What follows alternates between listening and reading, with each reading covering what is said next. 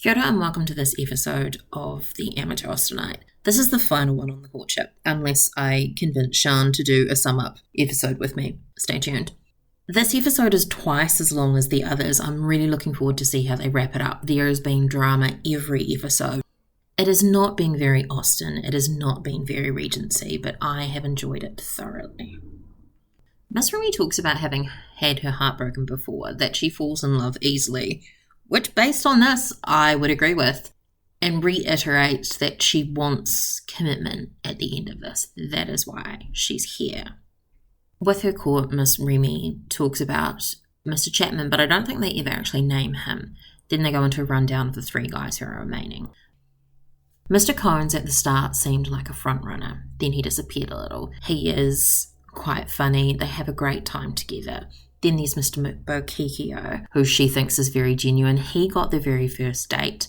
They've had something strong the whole way through, but I'm not sure if he's really into it. He seems like the obvious winner, but I kind of hope that he's not. I feel like either Mr. Judge or Mr. Combs would be better for her. Mr. Judge, they just talk about what a great guy he is. This episode, the guys get to plan dates in the real world. They're worried that the chemistry they have with Miss Remy might not translate. Also that there's going to be a culture shock for them moving from Regency period to modern day. It's slightly concerning that Miss Remy, Miss Cleary and Mrs. Baker agree that if the guys don't have good modern style, it can be changed. Miss Remy's dresses are never terribly Regency, but you've got to notice that this one has a slit in the skirt, so it shows up above her knee when she walks. This is very scandalous. Unfortunately, it's not realistic for them to send the guys home for the dates. They do this on The Bachelor and The Bachelorette. You have home dates and you get to meet their family and see them in their normal context, which I think is really important. In this show, they're going to be in England still, taking Miss Remy on dates. So it's not going to be quite natural for them. It's not going to be places that they personally know. Miss Remy looks fantastic in modern dress, of course, because she's gorgeous. Mr. Bokikio, I actually think the Regency outfit suited him better. The host calls it mustard turtleneck.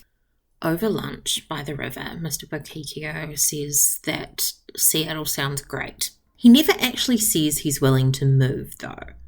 You gotta remember, New York is a big part of him. But then he says he could picture her in New York. So it's not clear if they have a future where that would end up being.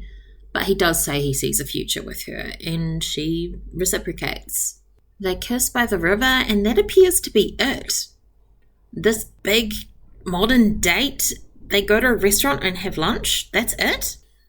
Mr. Judge takes Miss Remy for cocktails in a bar that I think used to be a church. They do a cute thing where they admire how each other looks, and Mr. Judge does look damn good. But this isn't any cocktail date. He's figured out what her favourite drink is and then goes behind the bar to make it for her.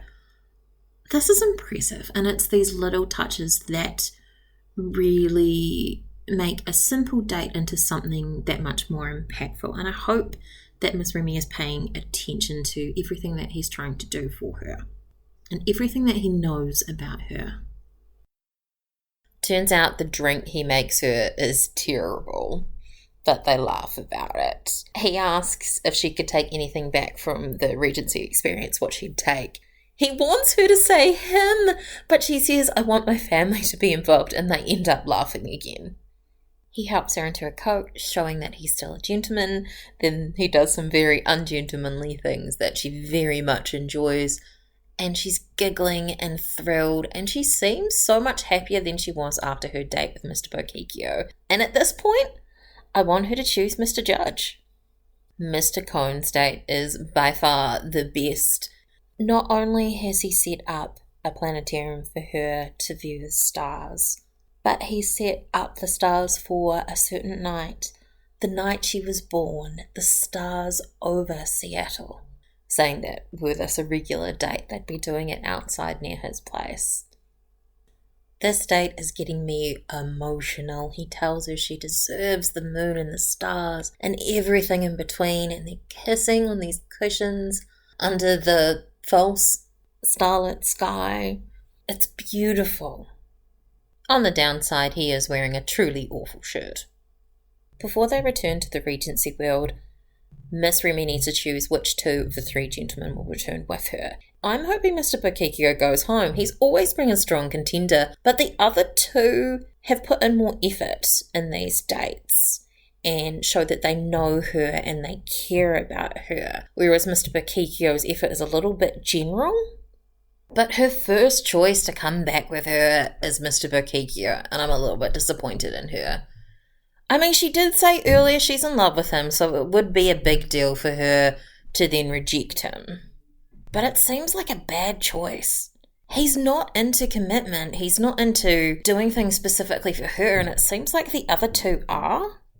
There could still be a big plot twist. She might not choose him in the end.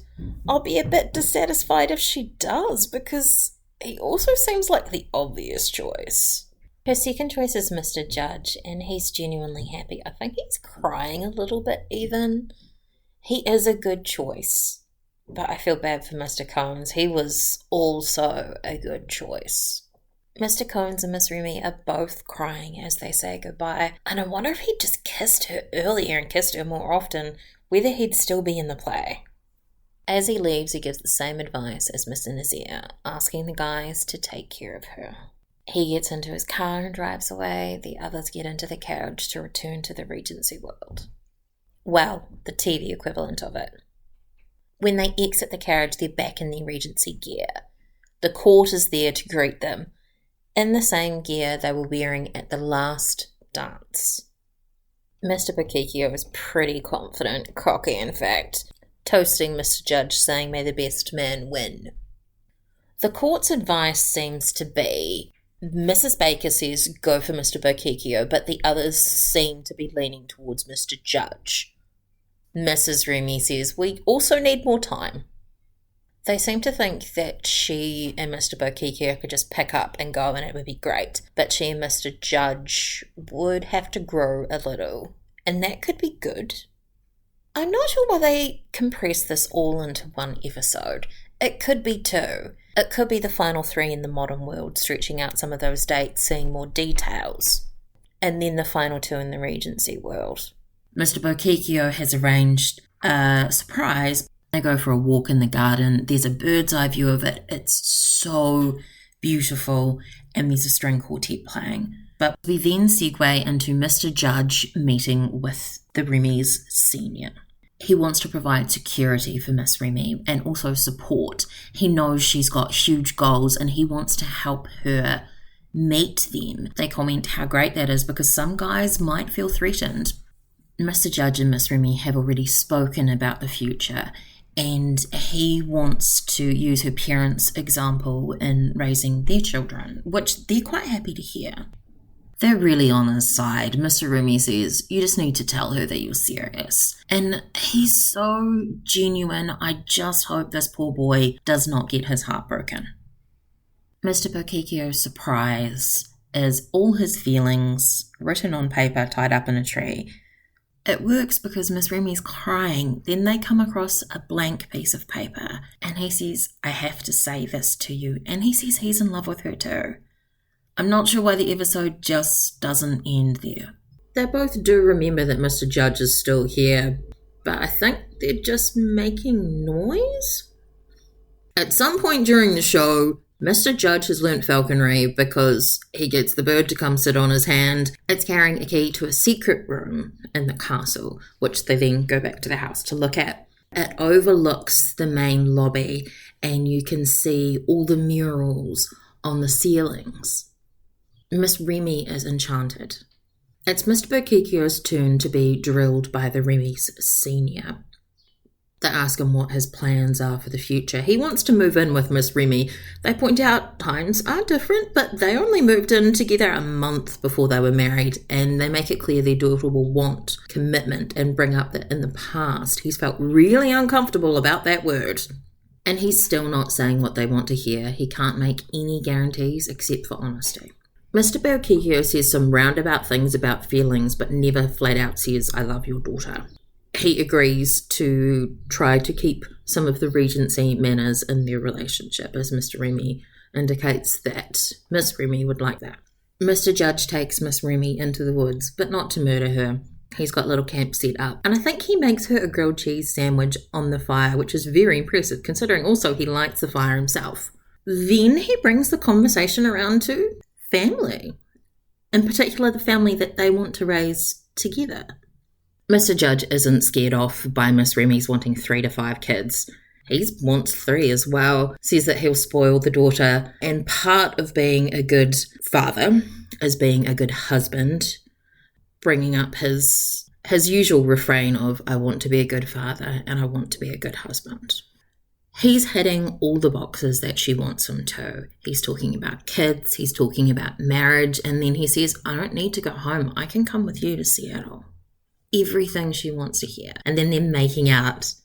The last ball is called the Diamond Ball, and all the women are wearing white, which makes it look like they're wearing wedding dresses, particularly because Miss Remy's dress has a train. I'm not sure why they didn't have a bit before this with her consulting with her court, then thinking about what they've said as she gets ready for this ball. They've brought in extras for the ball, which is great, so it's not going to be just Miss Remy and the 2 guys. So the guys enter first, and the court applaud as they walk in. There's also applause when Miss Remy appears. She makes an entrance, she looks regal, she looks bridal, and obviously beautiful. Though to be fair, I think she could wear a sack and look beautiful. She's a stunning woman. The Remys Senior tell Miss Remy that they have given their blessing to both gentlemen. It's her choice. They think both of them could step up for her, and they trust her to make a good choice. I'm surprised they didn't just cut this bit because it doesn't add much. Yes, you want to know that her parents trust her to make her own decision, but it's kind of unnecessary dramatics. It would be great if they said go for Mr. Judge, because then she'd be really torn, because the whole way through it's being flagged that she wants to be with Mr. Berkikio. It doesn't add anything for them to say you choose who you want. Except, I suppose, to go against Regency Moors. Miss Remy dances with each of her 2 suitors in turn. When she looks at Mr. Judge, she's smiling. When she looks at Mr. Berkikio, she looks like she's drowning in him, which her sister and friends say is just beautiful, like the whole world disappears. Mr. Judge notices this, and he's a bit concerned that if she does choose him, that Mr. Berkikio will always be the one that got away. So after her dance with Mr. Berkikio, Mr. Judge draws her aside. They surprise everyone by leaving the ball, which is very big no-no for Regency times.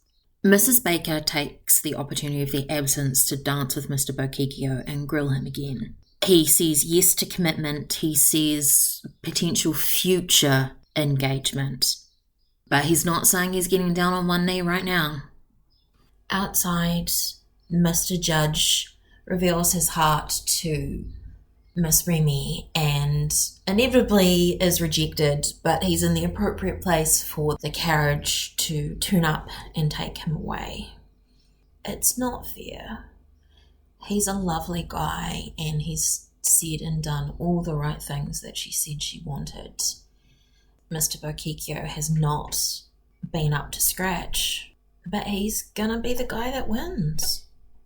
This is something Miss Remy's actually aware of. She ends up crying because she wants Mr. Berkikio to propose and she doesn't think he's going to, whereas Mr. Judge would have. Miss Remy makes a brief return to the ballroom to collect Mr. Berkikio. They go outside and look at where they had their first date. Remember, he was the very first date, and reminisce and talk about the fabulous chemistry they have.